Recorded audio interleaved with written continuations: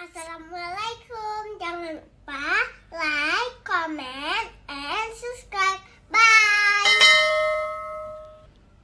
Bismillahirrahmanirrahim. Assalamualaikum warahmatullahi wabarakatuh. Alhamdulillahi rabbil alamin. Wassalatu wassalamu ala ashrafil anbiya'i wal mursalin wa ala alihi wa ashabihi ajma'in. Raditu billahi rabba wa bil islami dina wa bi Muhammadin nabiyya wa rasula. Rabbi shrah li sadri wa yassir li amri wa hlul 'uqdatam min lisani yafqahu qawli.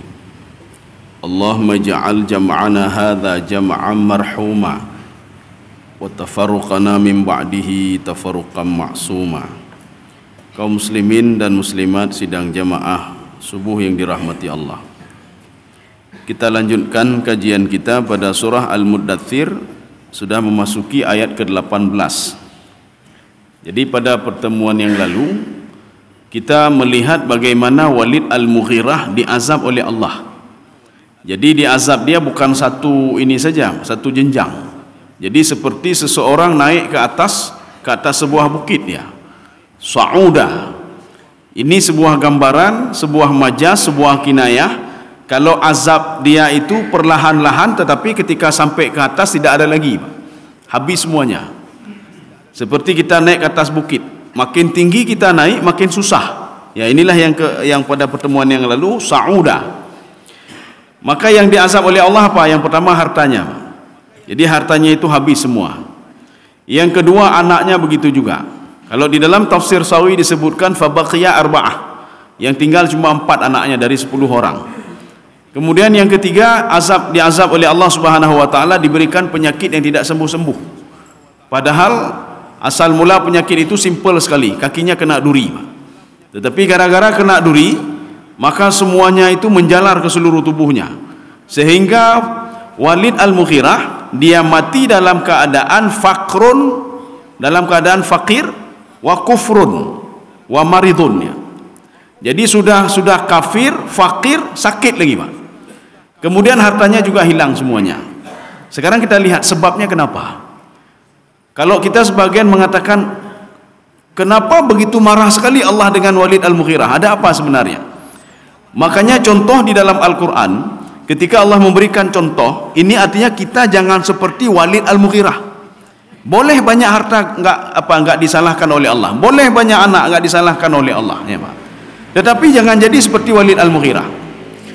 Sekarang kita lanjut ayat ke-18. Ini Allah menyebutkan alasan kenapa Allah mengazab Walid Al-Mughirah sedemikian rupa. A'udzu billahi minasyaitonir rajim. Bismillahirrahmanirrahim. Ini saya butuh terjemahan sekarang sebentar, Pak. Innahu fakkara wa qaddar. Ya. Ada terjemahannya, Pak? Coba dibaca sebentar. Oke, ya, Pak. Sesungguhnya dia telah memikirkan dan menetapkan apa yang ditetapkannya. Sudah. Kan pusing kita dengar, Pak. Dia sudah memikirkan dan menetapkan apa yang ditetapkannya. Pulenya nih, Pak. Maka sebagian orang kadang-kadang kenapa tidak mau mempelajari Al-Quran, ketika melihat terjemahan saja sudah bingung. Ini kamu mang nih, bagaimana dia berpikir dan dia sudah apa tadi Pak Endah? Menetapkan apa yang ditetapkan. Apa ini sebenarnya? Di dalam kajian Nahu, dalam kajian Imam Sibawai, setiap ada tasdid itu artinya apa? Berulang-ulang. Innahu fakkara. Dia sudah berpikir sebenarnya kalau Al-Quran itu bukan barang sembarangan, Pak. Al-Quran itu bukan Muhammad yang nulis, Pak. Karena ketika turun ayat Hamim wal kitabil mubin, Pak. Ketika turun ayat itu sempat didengar oleh Walid Al-Mughirah. Walid Al-Mughirah berpikir berapa kali dia berpikir. Ini bukan perkataan Muhammad ini. Ya, Pak. Ini mana fakara, Pak?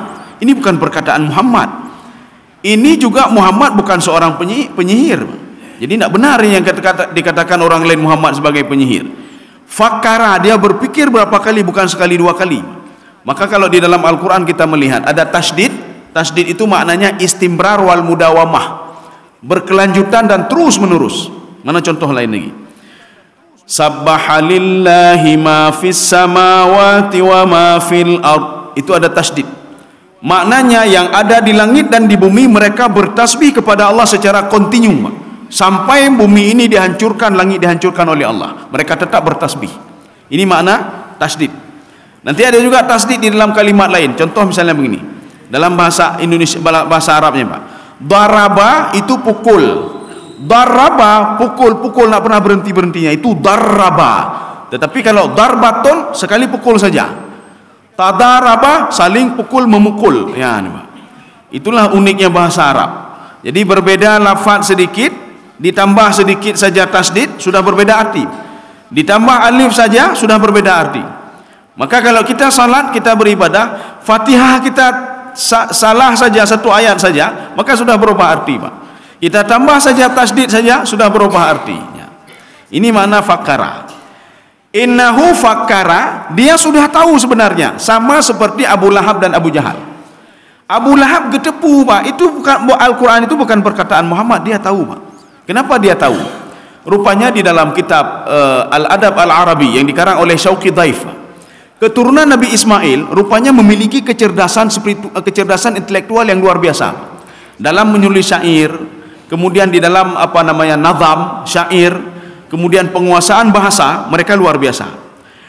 Keturunan Nabi Ismail bisa membedakan mana bahasa yang bagus, mana yang tidak bagus, mana syair yang bagus, mana syair yang tidak bagus.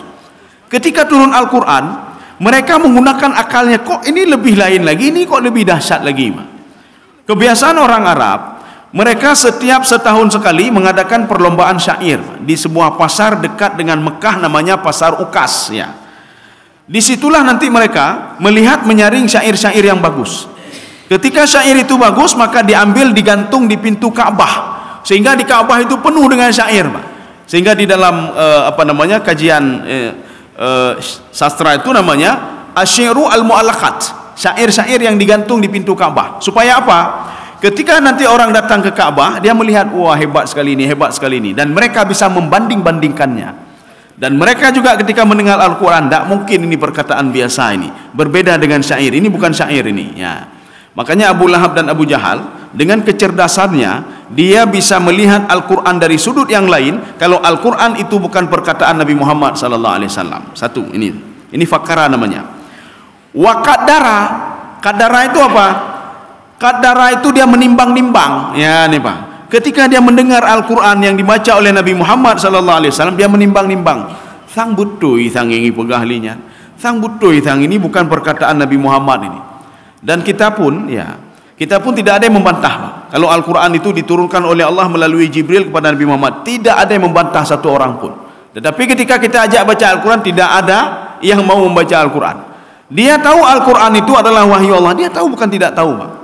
Ketika dibacakan Al-Quran, nanti akan diazab, nana patih dan dengku gaduk lom patih, nana temayang, hana temayang tan, gedepu katnya nazab, Pak. Kamu tahu nggak nanti ada surga neraka? Saya tahu. Dari mana kamu tahu? Dari Al-Quran. Kenapa kamu mencuri? Alahai dah pikir ni, nanti dah mau neraka, alahai dah pikir ni. Dia tahu, bukan tidak tahu. Walid Al-Mughirah dia tahu, bukan tidak tahu. Ini makna waqaddara, dia menimbang-nimbang dengan akalnya, ya. Sehingga pada suatu hari, ayat ini ada diulang oleh Rasulullah sampai beberapa kali diulang, dan beberapa kali didengar oleh Walid Al-Mughirah. Ketika itu Walid Al-Mughirah merasa, wah ini bukan perkataan ini Muhammad, ini bukan sihir, ini Muhammad bukan dukun, ya, bukan dukun, ya. Rupanya membuat Abu Jahal resah. Abu Jahal resah, oh manyo Walid sudah mengikuti Muhammad ini. Kita sudah kekurangan para pembesar ini, urung kaya ke Hanali, yang membiayai kita tidak ada lagi. Ini bagaimana caranya? Kemudian suku Quraisy juga mendatangi Abu Jahal. Wahai Abu Jahal, acin nejo nasihat oleh dia Walid Al-Mughirah. Dia itu mungkin sudah ikut agama Muhammad SAW. Ya. Ketika Abu Jahal memanggil Walid Al-Mughirah, Walid bertanya, limadha hazinta, kamu kenapa sedih? Saya sedih kenapa? Karena kamu sudah mengikuti agama Muhammad. Oh tidak, saya tidak mengikuti agama Muhammad. Siapa bilang saya mengikuti agama Muhammad? Sekarang kumpulkan semua orang Quraisy. Dikumpulkannya orang Quraisy semuanya. Apa kata Walid Al-Mughirah? Ya, ini perkataan dia.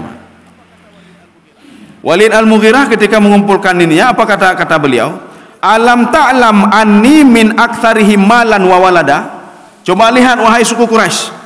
Saya adalah orang paling banyak harta di sini dan paling banyak anak di sini. Anak beliau ada 10 orang. Bahkan di dalam satu tafsir lagi mengatakan aktsar min asyarah. Lebih daripada 10, bukan 10, lebih daripada 10. Saya yang paling banyak harta dan saya yang paling banyak anak. Coba lihat Muhammad, bandingkan dengan saya.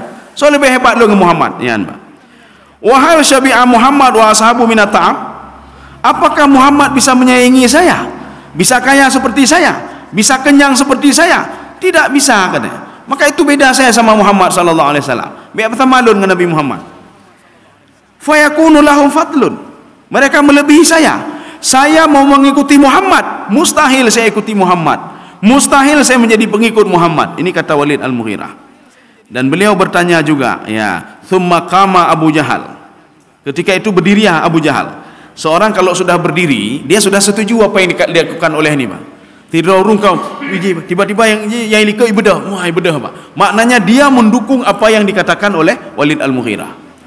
Kalau ada satu orang sedang berpidato sini, tiba-tiba berapi-api dia apa, yang lain berdiri. Artinya apa? Dia setuju apa yang diucapkan ini, Pak. Yang berdiri adalah Abu Jahal. Abu Jahal berdiri menunjukkan kepada suku Quraisy yang dikatakan oleh Walid Al-Mughirah itu benar. Ya, nampaknya. Tidak ada orang paling kaya kecuali beliau. Tidak ada yang paling banyak anak kecuali beliau. Tidak ada orang yang paling mulia kecuali beliau. Kemudian ketika itu, hatta ata majlisa qaumuhu faqala lahum. Sehingga ketika itu Abu Jahal bangun dan mengatakan kepada kaumnya, kepada suku Quraisy. Apa kata Abu Jahal? Taz'umuna anna Muhammad majnun? Apakah kalian pikir Nabi Muhammad itu gila? Ya, Pak. Ini pertanyaan dari Abu Jahal, Pak. Fahal ra'aitumuhu yahtanu qattu? Apakah dia pernah mengguna-guna orang lain? Apakah pernah dia mengganggu orang lain? Ya, Pak. Ini pertanyaan dari Abu Jahal. Kita lihat nanti bagaimana jawaban suku Quraisy, Pak. Qalu Allahumma la. Kami bersumpah tidak. Muhammad itu tidak gila. Nyai jauh li kaum rai, Pak. Dijawab oleh kaum sendiri, sehingga Abu Jahal kan makin bengeh Abu Jahal, Pak. Jadi maksud Abu Jahal begini, Abu Jahal ingin mengatakan, apakah Muhammad gila? Dia maunya jawabannya apa? Ya, Muhammad gila. Tapi ini tidak. Tidak, Muhammad tidak gila. Ya, Pak. Ini kata suku Quraisy. Tapi begitu membangkangnya mereka. Setelah tahu Nabi Muhammad tidak gila, tapi tidak mau juga ikut Nabi Muhammad. Kan lucu, Pak. Ini sama lagi Fir'aun, ya, Pak. Fir'aun ketika Nabi Musa alaihissalam meminta kepada Allah, ya Allah, Fir'aun tidak mau beriman hatta yara'ul azabal alim. Neazab baju Fir'aunian. Baik ne pebiu, neazab baju. Allah mengatakan tidak. Tidak ada masalah. Tunggu dulu. Saya kirim dulu fa arsalna alaihim tufan wal jarada wal qummala wad dafadi'a wad dama ayatim mufassalat. Saya kirim 5 musibah dulu kepada dia. Kalau dengan 5 musibah ini, dengan 5 cobaan ini, 5 ujian ini, dia tidak mau juga patuh kepadaku dan patuh kepadamu, akan saya tenggelamkan dia. Ya, apa yang pertama? Fasalna alaihimut tufan. Jadi air bah. Jadi Mesir waktu itu dipenuhi dengan air bah. Yang uniknya lagi, air ini sebatas leher. Kalau dia anak kecil, sebatas leher anak kecil. Kalau dia orang yang tinggi, sebatas leher dia. Kalau dia naik ke atas bukit, air itu terus mengikuti dia, Pak, sampai ke atas bukit. Pak. Jadi kejadian ini terjadi pada hari Sabtu dan berakhir di hari Sabtu. Makanya ketika itu penduduk Mesir mendatangi Fir'aun. Wahai Fir'aun, tolong, kamu kan seorang kamu raja, kamu juga Tuhan, ya. Tolong kamu turunkan air ini sebentar. Apa kata Fir'aun? Saya tidak bisa menurunkan air ini. Yang bisa cuma Musa bersama Tuhannya. Tuhan Musa yang bisa menurunkan air ini dengan permintaan Musa. Mari kita menghadap Musa. Fir'aun dan Bani Israel dan suku Kipti itu menghadap Nabi Musa alaihissalam. Apa kata Fir'aun? Ini kata-kata ini keluar dari mulut Fir'aun, Pak, dan diabadikan dalam Al-Quran. Maka begitu bejatnya Fir'aun ini, Pak. Apa kata Fir'aun? Ya Musa, kami yakin betul yang mendatangkan azab ini adalah Tuhanmu, dan yang mengangkat azab ini adalah Tuhanmu. Kalau kamu berhasil menurunkan air ini, kami akan beriman dan mengikutimu ya Muhammad. Ya Musa. Nabi Musa berdoa kepada Allah pada hari Sabtu juga. Maka mereka itu terazab selama 7 hari. Dimulai hari Sabtu, berakhir hari Sabtu. Maka selama 7 hari mereka tidak duduk-duduk. Bahkan hanya duduknya duduk ngop. Maka berdiri selalu kejak sampai jajak sampai tepi. Maka azabnya kan luar biasa itu. Ketika itu airnya turun, Pak. Airnya turun. Apa kata Fir'aun kepada Nabi Musa? Inna hadza lasihrun mubin. Ini sihir ini, katanya, Pak. Kayak sihir loh, Pak. Kemudian Sabtu selanjutnya diberikan lagi azab oleh Allah. Fasalla alaihimut tufan wal jarad. Jarad ini belalang. Jadi Mesir dipenuhi oleh belalang.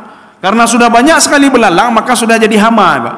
Lam rumah kita mau belalang, lang kamamano kita mau belalang. Kemudian belalang makan gandum dan lain sebagainya. Pohon korma tidak bisa berbuah. Kenapa? Ini dimakan oleh belalang semua. Sehingga mereka kewalahan dan mendatangi Fir'aun. Apa kata Fir'aun? Yang bisa menghilangkan belalang adalah Tuhannya Musa. Karena yang mendatangkannya juga Tuhan Musa. Mari kita mendatangi Musa. Fir'aun mengatakan, wahai Musa, tolong hilangkan belalang ini. Kalau nanti belalang ini hilang, kami akan beriman kepadamu dan mengikutimu. Nabi Musa berdoa lagi di hari Sabtu juga, Pak. Maka itulah unik hari Sabtu. Karena uniknya hari Sabtu, Yahudi menjadikan hari Sabtu sebagai hari beribadah. Hari beribadah. Maknanya apa? Hari itu hari sengsara dan hari itu juga hari nikmat. Maka mereka beribadah di hari Sabtu, Pak. Ketika belalang itu tidak ada, diangkat musibahnya oleh Allah. Apa kata Fir'aun? Inna hadza lasihrun mubin. Ini sihir. Sihir loh memang. Sudah 2 kali. Sampai kelima kali beliau selalu mengatakan sihir. Padahal pertama sekali sudah yakin. Ini begitu juga. Walid Al-Mughirah dan Abu Jahal, dia sudah yakin kalau Muhammad itu tidak gila, Pak. Dia sudah yakin kalau Muhammad tidak pernah bohong. Ya, sekarang kita lanjutkan lagi perkataan Abu Jahal. Apa kata Abu Jahal lagi? Fahal taz'umuna annahu kahinun? Apakah kalian yakin kalau Muhammad itu adalah kahin? Kahin itu dukun, ya, orang mengguna-guna. Fahal ra'aitumuhu qattu takhunu? Dan kalian lihat enggak dia? Apakah dia itu mengguna-guna orang lain? Kaumnya menjawab, faqalu Allahumma la. Tidak, yang kagura alamnya. Abu Jahal sudah susah deh, Pak. Kaum saya tidak terpengaruh juga ini. Tidak terpengaruh dengan perkataan saya. Kemudian qala, tazumuna annahu syair? Apakah kalian yakin dia syair? Dia seorang penyair? Dia membuat syair? Al-Qur'an itu syair? Wa ra'aitumuhu yata'ata syi'ran qattun. Dan kalian lihat dia melantunkan syairnya? Dijawab oleh suku Quraisy sendiri, menjawab, Allahumma la. Kami bersaksi dia tidak. Itu bukan syair. Dia tidak pernah mengucapkan syairnya, Pak. Maka ketika turun ayat Al-Quran, Rasulullah SAW menyuruh sahabatnya untuk tidak menulis syair dulu. Kenapa? Karena takut bercampur antara syair dan Al-Quranul Karim. Memang nanti di sebagian kitab balaghah, ya, kitab balaghah ada penyair-penyair mengambil lafaz Al-Quran dimasukkan dalam syairnya. Nanti ditanya apa hukumnya, Pak? Apa hukumnya? Ini di dalam kajian ilmu balaghah, di dalam kajian Imam Zamakhsyari dalam tafsir beliau Al-Kasyaf, ini namanya iktibas. Ya, Mbak. Iktibas itu ulama mengatakan boleh iktibas. Iktibas boleh, tetapi jangan tulis di situ ayat Al-Qur'an. Dia mengambil lafadznya saja dan dicampur dengan syair, Pak. Tidak boleh mengatakan qala Allahu taala, itu tidak boleh. Tidak boleh mengatakan sadaqallahul azim. Cuma mengambil saja. Contoh, Pak. Di dalam sebuah syair, penyair mengatakan, inni nazaltu biwadin, saya turun di sebuah lembah, ghairi dzi zar'in 'inda baitikal muharram. Itu ayat Al-Qur'an, Pak. Ketika mengatakan inni nazaltu biwadin, saya turun ke sebuah lembah, supaya pendengar itu dia terpengaruh dengan ini, akhirnya diambil lafaz Al-Qur'an, Pak. Inni nazaltu biwadin ghairi dzi zar'in 'inda baitikal muharram. Itu kan lafaz Al-Qur'an yang diungkapkan oleh Nabi Ibrahim alaihissalam. Diambil lafaz itu dicampur dengan syair sehingga menjadi bukan Al-Qur'an itu, Pak, tetapi iktibas namanya. Maka nanti kita lihat nanti dalam syair-syair Arab. Kenapa kok ada ayat Al-Qur'an di situ? Apakah berdosa mereka? Ini iktibas namanya. Dengan syarat tidak boleh mengatakan qala Allahu taala fil Qur'anil Karim, tidak boleh. Maka Rasulullah mengatakan jangan tulis syair dulu. Nanti takut bercampur dengan Al-Qur'an. Tetapi sebagian ada yang melanjutkan, ada yang berhenti, Pak. Kaum muslimin sedang jemaah yang dirahmati Allah. Kemudian Abu Jahal mengatakan lagi, fahal taz'umuna annahu kadzdzab? Apakah kalian yakin dia pembohong? Dan dia sudah membohongi kalian? Tukadzibunakum? Kaumnya menjawab, Allahumma la. Dia tidak pernah berbohong. Dia tidak pernah berbohong. Dia tidak pernah mengatakan macam-macam. Maka di sini diungkapkan Nabi Muhammad sallallahu alaihi wasallam ma'rufun bisidqi qabla al-bi'tsah. Nabi Muhammad sudah dikenal dengan sidiknya, dengan dipercayai oleh orang lain. Dengan beliau tidak pernah berbohong sebelum beliau diangkat menjadi rasul. Makanya panggilan Al-Amin kepada Rasulullah sallallahu alaihi wasallam itu sebelum beliau diangkat menjadi rasul. Suku Quraisy memuji beliau, Yahudi memuji beliau, Nasrani memuji beliau. Cuma ada nanti oknum-oknum tertentu yang ingin mempermalukan Rasulullah, ya, mempermalukan Rasulullah di khalayak ramai. Kaum muslimin sedang jemaah yang dirahmati Allah. Ini makna wa qadara, Pak. Jadi maknanya secara logika nak mungkin kalau Walid itu tidak tahu kalau Al-Qur'an itu penuh dengan mukjizat, nak mungkin, Pak. Saya pernah bertanya kepada mahasiswa saya tanya begini. Coba ungkapkan kepada saya di mana letak mukjizat Al-Qur'an. Apakah Al-Qur'an bisa terbang? Apakah Al-Qur'an itu seperti dalam Al-Qur'an, Pak, orang-orang kafir mendatangi Nabi Muhammad sallallahu alaihi wasallam. Ya Muhammad, kalau Al-Qur'an diambil diletakkan di atas gunung, meledak enggak gunung? Kalau meledak kami baru percaya kalau dia mukjizat. Ya, Pak. Saya tanya ke mahasiswa itu, coba kamu ambil Al-Qur'an, letakkan di atas gunung, meledak enggak gunung? Enggak ada, Pak. Coba kamu ambil Al-Qur'an, letakkan di atas tanah, fatufujjiral anharu khilalihi. Kemudian air akan memancar. Bisa enggak? Tidak juga, ada. Apakah Al-Qur'an itu bisa terbang? Tidak juga. Apakah Al-Qur'an itu bisa menghidupkan orang mati? Tidak juga. Lu tanya kembali, di mana letak mukjizat Al-Qur'an? Kamu mang, Pak. Tang hana, Pak. Ya, tang hana. Ya coba kamu nampakkan ke saya di mana mukjizat Al-Qur'an? Mukjizat itu apa? Mukjizat itu khariqul adah, ya, Pak. Khariqul adah artinya yang tidak ini oleh akal manusia. Bisa berjalan di atas air, itu mukjizat. Tongkat menjadi ular, bisa mukjizat. Lu tanya Al-Qur'an bisa menjadi ini seperti yang dilakukan? Tidak. Makanya mukjizat itu ada dua. Ada mukjizat material. Material adalah mukjizat al-massu, yang bisa disentuh. Kemudian yara, seorang bisa melihat, bisa disentuh dan bisa dilihat. Ini namanya mukjizat material. Tongkat Nabi Musa berubah menjadi ular, itu mukjizat material. Nabi Isa bisa berjalan di atas air, itu mukjizat material. Nabi Isa bisa membangkitkan orang mati, itu mukjizat material, bisa dilihat, bisa dirasa, ya, Pak.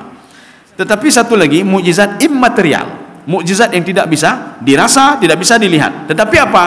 Kita harus dekati dulu, Pak.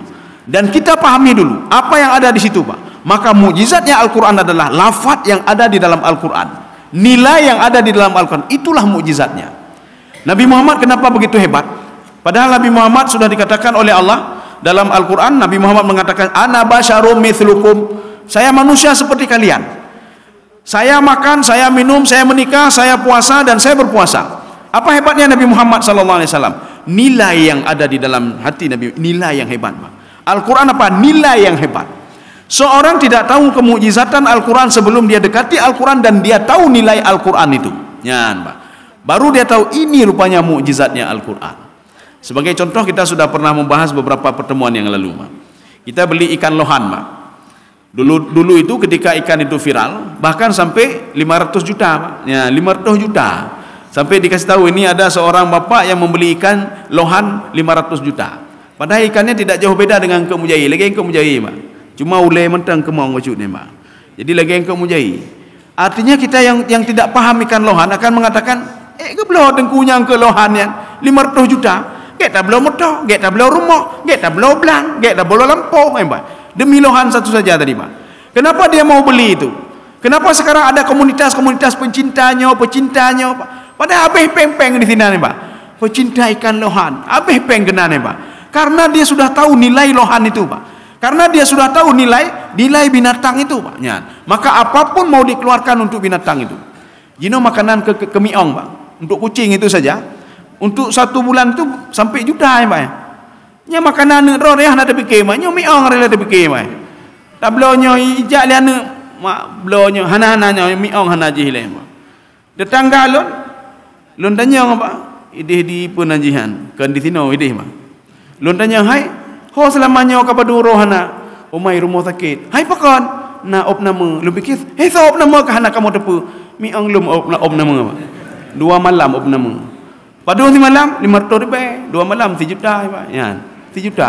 Golong ngobat-obat dah. Yang tak bila operasi, kagura lu makanya, Pak. Ini kan apa? Dia tahu nilai kucing itu, Pak. Sehingga makanannya diopname dan lain sebagainya, Pak. Ya. Tetapi kalau orang tidak tahu nilai, hanai bohyum, Pak. Hanai pati yang punya ikan-ikan hias di rumah, cijak atau lohan saja boleh, Pak. Me lalang kampung me, Pak. Nyak na belong ke lo nyak, Pak, nyak-nyak na belong na itanya yang pedung 3 kilo, Pak. 3 kilo 80 ribu aja, 3 kilo 80 ribu, Pak. Gede dah belum 50 juta dah belum, Pak. 3 kilo je 80 ribu. Oh hanjir dah, Pak. Oh hanjir apa gede. Kupu yang kot ni, Pak. Kenapa? Nyak-nyaknya tidak tahu nilai ikan lohan itu, Pak. Maka hanai bohyum, sama seperti orang hanai bohyum ke Al-Quran. Ketika suruh baca Quran, alah pu ya, Pak. Maka kita tak perlu heran kalau ada orang duduk di masjid baca Quran tapi dia tahu nilainya itu, Pak. Kemudian dia baca Quran, kadang-kadang sedang baca Quran kait demi mata, Pak. Dia tahu nilainya, Pak. Nyan, Pak. Kemudian dia bawa alkohol dengan Quran, dia tahu nilainya, kait pun nilai, Pak. Nyan. Maka Al-Quran itu mukjizatnya letaknya di nilai, Pak. Bukan Al-Quran bisa terbang, tidak. Makanya untuk bisa tahu nilainya, cintai dulu Al-Quran. Nyan, Pak. Cintai dulu Al-Quran. Cintai dulu Al-Quran, baca dulu. Bagaimana mau cinta Al-Quran menyuhana ada baca Al-Quran? Hana ada baca Al-Quran, gimana cinta Al-Quran, Pak? Nyan. Ini ada sama Walid Al-Mughirah. Artinya apa? Untuk mencintai Al-Quran itu ada sama Walid Al-Mughirah. Untuk bisa masuk Islam, potensi Walid Al-Mughirah itu ada, Pak. Akalnya, kehebatan dia ada, Pak. Tapi dia tidak mau. Sama seperti Abu Jahal. Maka inilah salah satu alasan kenapa beliau diazab oleh Allah. Sudah tahu tapi dia berbuat juga. Ya. Kayak itu punya haram tapi bubucit. Kayak itu punya hana putih, bubucit. Kayak itu pun Nabi Muhammad bukan penyair. Nabi Muhammad bukan dukun. Nabi Muhammad bukan orang gila. Al-Quran bukan perkataan Muhammad. Sudah tahu dia, Pak. Tapi dia tidak mau ikut. Ya. Kita lanjut lagi. Dan ini qadar. Ini sama seperti di dalam Al-Quran. Faqaddarna. Atau bacaan satu lagi. Faqaddarna fa ni'mal qadirun. Sebagian membaca faqaddarna. Apa arti faqaddarna? Ya sama seperti tadi, Pak. Kalau ada tasdid di dalam Al-Quran, itu maknanya istimrar wal mudawamah. Berkelanjutan terus. Maka Ibnu Abbas mengatakan dibaca dengan faqaddarna fa ni'mal qadirun. Bayi yang ada di dalam kandungan itu faqaddarna. Makna qaddarna kata Ibnu Abbas fadabbarna. Saya jaga dia sampai dia lahir kata Allah.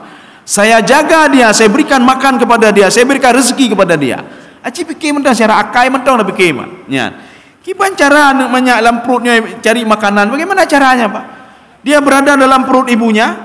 Makanan dari mana? Kenapa bisa makan dari plasenta? Kenapa dia bisa berbicara? Mulutnya bergerak-gerak di dalam air ketuban. Matanya bisa terbuka di dalam air ketuban. Coba pikir secara logika, Pak. Kalau bukan dijaga oleh Allah. Maka Allah mengatakan faqaddarna. Saya jaga dia sedemikian rupa.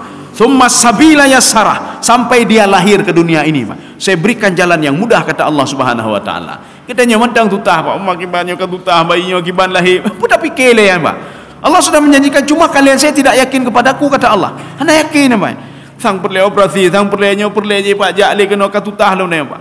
Kan tak perlu susah, saya yang jaga dia. Saya mengeluarkan dia, tsumma sabila yasara. Walaupun jalan sabil itu jalan berkelok-kelok. Maka bayi itu dari kepalanya ke atas itu kemudian berputar-putar ke bawah, bertolak belakang dengan jarum jam, dia ke bawah lagi kepalanya, Pak. Ya. Ini maknanya tsumma sabila yasara. Saya permudah jalan keluar dia kata Allah. Cuma katanya mentang tutah. Makanya ketika kita susah, kesusahan kita itu adalah doa, Pak. Nyo kibanyo hanjil lahir hanjil bi hanjil lahir, Pak. Nyo nelon hana vitamin, nyo nelon tidak cukup asupan ini bi hanti, Pak. Kenapa? Karena kita tidak yakin kepada Allah Subhanahu wa taala. Maka beryakin Allah, Pak. Maka Allah mengatakan, doamu akan aku kabulkan kata Allah dengan 2 syarat. Syaratnya apa? Falyastajibuli wal yu'minu bi. Kamu mau patuh kepadaku, kamu mau mendengarku kata Allah. Patuh kepada perintahku, kamu tinggalkan apa laranganku. 1. Yang kedua, falyastajibuli wal yu'minu bi. Kamu yakin kepadaku, serahkan kepadaku, tawakallah kepadaku. Bagaimana saya akan mengabulkan doamu kalau kamu tidak yakin kepada saya? Nyan. Getanyo hana yakin kepada sidra orang, Pak. Hana yakin apa dia kasih bantuan. Bagaimana dia orang itu mau kasih bantuan kepada kita? Beyakinilah, beyakin tak jak baganyan. Bahkan tak jak baganyan karena yakin katanya ganyan gejok bantuan ke katanya, Pak. Ini demikian pula Allah Subhanahu wa taala. Sekarang kita lanjut. Faqutila kaifa qaddar. Gara-gara dia sudah tahu tapi tidak mau tahu. Ini sebelumnya kita lihat dulu terjemahannya, apa bedanya? Coba. Maka celakalah dia bagaimana dia Ya, menetapkan. ini sebagian kita nanti, dan celakalah dia bagaimana dia menetapkan. Apa itu? Kita akan berpikir celakalah dia, celakalah Walid Al-Mughirah, bagaimana dia menetapkan, bagaimana Allah menetapkan. Kok bisa begitu bahasanya? Dalam bahasa Indonesia pun ini bahasa rancu, ya susah. Sekarang kita pahami dalam tafsir, Pak. Thumma qutila kaifa qaddar. Qutila, kata Ibnu Abbas, kullu lafdin qutila fil Qur'ani bimakna lu'ina. Setiap lafaz yang di dalam Al-Quran disebutkan qutila, maknanya dilaknat. Imam Al-Qurtubi beda lagi, Pak. Kullu lafdin qutila fil Quran bimakna halaka. Halaka itu celaka, ya, Pak. Jadi kalau ada qutila, celaka. Qutila ashabul ukhdud, celakalah ashabul ukhdud. Qutila ashabul ukhdud, dilaknatlah ashabul ukhdud, ya, Pak. Jadi kita mengambil dua-dua. Apakah dilaknat atau dia itu celaka? Ya, ini banyak. Faqutila, maka celakalah, dilaknatlah Walid Al-Mughirah kaifa qaddar, terhadap apa yang sudah dia pertimbangkan sebelumnya, apa yang sudah dipikirkan sebelumnya. Kenapa? Karena dia sudah yakin kepada Al-Quran tapi tidak mau beriman. Maka hati-hati, Pak. Hati-hati kalau seorang itu sudah tahu salat itu wajib tapi dia tidak mau salat. Nanti sama seperti Walid Al-Mughirah. Dia sudah tahu ada hari kebangkitan, dia sudah tahu kematian, nyontek umum pasti hana tente, Mak. Dia meninggal, tapi mentang korupsi cit. Mentang cok tagap, mentang ken kegap, mentang kueh kegap, mentang dengki kegap. Ya, nih, Pak. Ini dia sudah tahu tapi berbuat juga. Kalau sudah tahu berbuat juga, nanti tidak jauh beda dengan Walid Al-Mughirah. Dia sudah tahu zakat itu wajib tapi nak mau mengeluarkan zakat. Ya, namanya. Ini termasuk faqutila kaifa qaddar. Ya, di dalam tafsir ini tidak disebutkan di sini. Yang pertama ini dia dilaknat di dunia dulu, Pak. Maka bahaya sekali. Orang sudah tahu tidak mau tahu. Yang pertama dilaknat di dunia. Maka kalimat faqutila kaifa qaddar ini kan yang pertama, Pak. Ini maknanya kamu dilaknat di dunia. Sekarang kita lanjut yang kedua. Thumma qutila kaifa qaddar, diulang-ulang oleh Allah dua kali. Imam Sawi mengatakan ini namanya takrir, pengulangan. Imam Sawi mengatakan ini takkid, taukid, mentaukidkan yang pertama. Kalau betul-betul dia dilaknat oleh Allah. Sebagian penafsir lagi mengatakan, termasuk Imam Zamakhsyari, pengulangan ini yang pertama ini bukan pengulangan. Yang pertama dia dilaknat di dunia.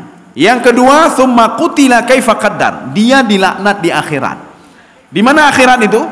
Katanya baik terbayang akhirat untuk di padang mahsyar ke, Pak. Apa kata Imam Al-Qurtubi? Akhirat itu seorang ketika sudah terpisah roh dan jasad, nyan akhirat nanti, Pak. Ketika kita mau meninggal dunia, kita sudah mau masuk pintu akhirat. Ketika kita di alam barzah, kita sudah akhirat. Ketika dibangkitkan di padang mahsyar, sudah akhirat.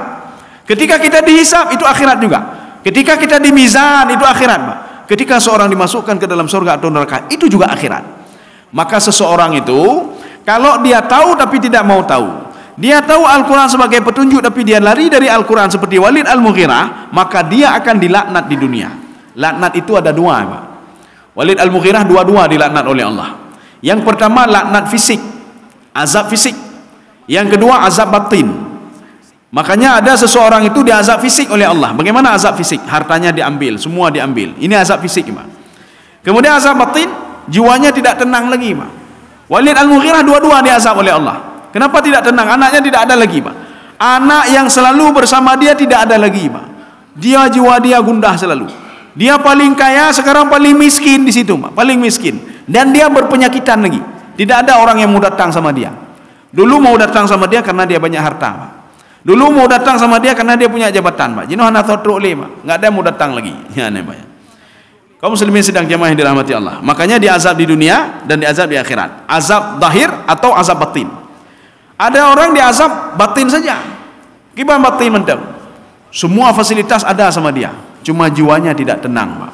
Nyorun ka dia azab batin mentang, Pak. Ya. Ini Walid Al-Mughirah tidak dua-dua, Pak. Azab dunia, azab akhirat. Di dunia diazab fisik dan batin, di akhirat juga fisik dan batin ketika nanti dibangkitkan di padang mahsyar. Di alam barzah sudah terazab dia, dibangkitkan sudah apalagi dimasukkan ke dalam neraka nanti. Kaum muslimin sedang jemaah yang dirahmati Allah. Ya, ini kan 6:30. Kita lanjut sedikit lagi, Pak. Thumma nazar. Ya, apa makna nazar ini, Pak? Coba baca. Kemudian dia memikirkan. Ya, apa memikirkan ini, Pak? Nazar ini bukan memikirkan, Pak. Nazar itu boleh kita artikan memikirkan. Penelitian boleh juga, Pak. Penelitian boleh juga. Contoh begini. Afala yanzuruna ilal ibili kaifa khuliqat. Itu yang turun berasal dari kalimat nazara, melihat dengan penelitian, ya, Pak. Maka sebagian orang nanti salah memahami terjemahan. Dia pahami begini, apakah kalian tidak melihat onta bagaimana diciptakan? Ijawab oleh urung-urung apa nanti? Nah, titiuro kamu kalian onta, Pak. Titiuro kalian onta. Wa ila sama'i kaifa rufi'at. Apakah tidak melihat langit? Setiap hari saya lihat langit. Rupanya bukan itu maksudnya. Allah ingin mengatakan begini, nazara itu adalah penelitian. Afala yanzuruna ilal ibili kaifa khuliqat. Coba kamu teliti onta itu, kenapa bisa seperti itu? Apanya seperti itu? Air kok bisa naik ke atas di punuknya? Biasanya air itu di tempat paling bawah, di perut. Air itu di perut. Nyan, Pak. Hana mungkin kumpoi mandum bauta, hana mungkin, Pak. Nggak mungkin air itu di atas. Dan kamu lihat kenapa onta itu dia minum banyak sekali. Beberapa hari kemudian tidak perlu minum. Di mana dia simpan airnya? Coba kamu lihat itu. Bahkan di dalam tafsir Ibnu Abbas, beliau menyuruh untuk ini lagi, Pak. Ini perumpamaan seperti air laut yang diangkat oleh matahari, kenyak sinar matahari, Pak. Kemudian diikat oleh awan, Pak. Jadi Ibnu Abbas ingin mengatakan begini, coba lihat awan itu. Kenapa bisa mengikat air hujan? Sedangkan air hujan itu kan nggak mungkin ditaruh di awan, Pak. Ada partikel khusus di situ. Sama juga seperti onta. Ada partikel khusus. Ada kekhususan pada onta yang tidak dimiliki oleh binatang lain, Pak. Sehingga air itu bisa disimpan di atas. Kapan dia perlu, air itu bisa diturunkan. Ya. Makanya saya bertanya sama ini, Pak, yang pedagang onta, peternak onta, yang galak ajak onta lu tanya, kalian kalau dalam perjalanan nanti, kalau ingin minum-minum itu di mana ambil airnya? Wah, tenang saja. Ya, Pak. Itu air punuk dia itu bisa kami ambil itu untuk minum perjalanan kami. Ya, kami tidak resah, tidak susah. Makanya mereka itu onta itu sebagai transportasi padang pasir, Pak.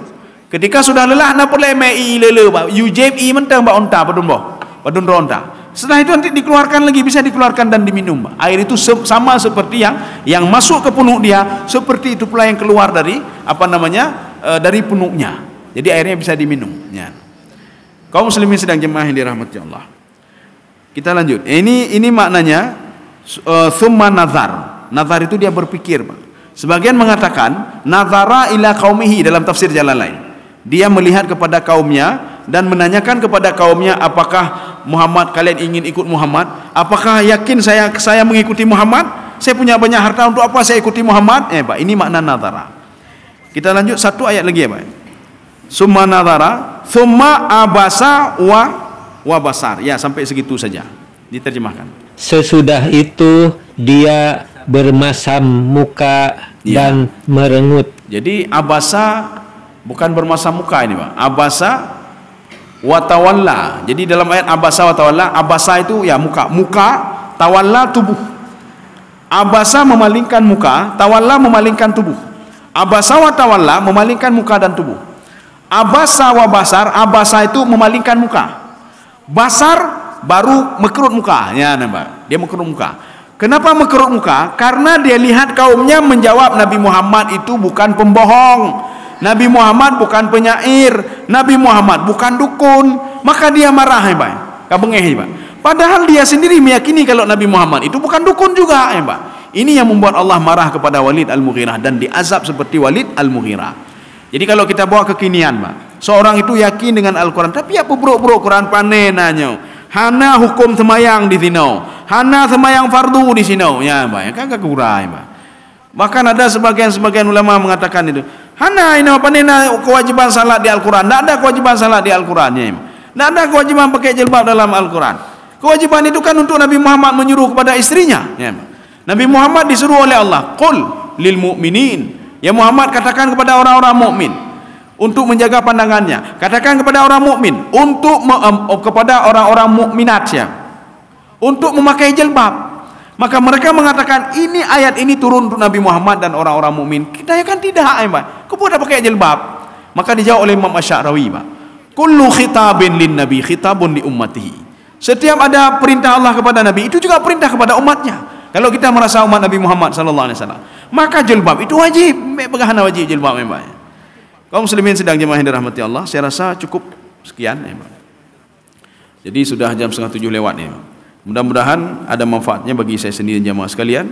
Subhanakallah bihamdika asyhadu an la ilaha illa anta astaghfiruka wa atubu ilaik. Assalamualaikum warahmatullahi wabarakatuh.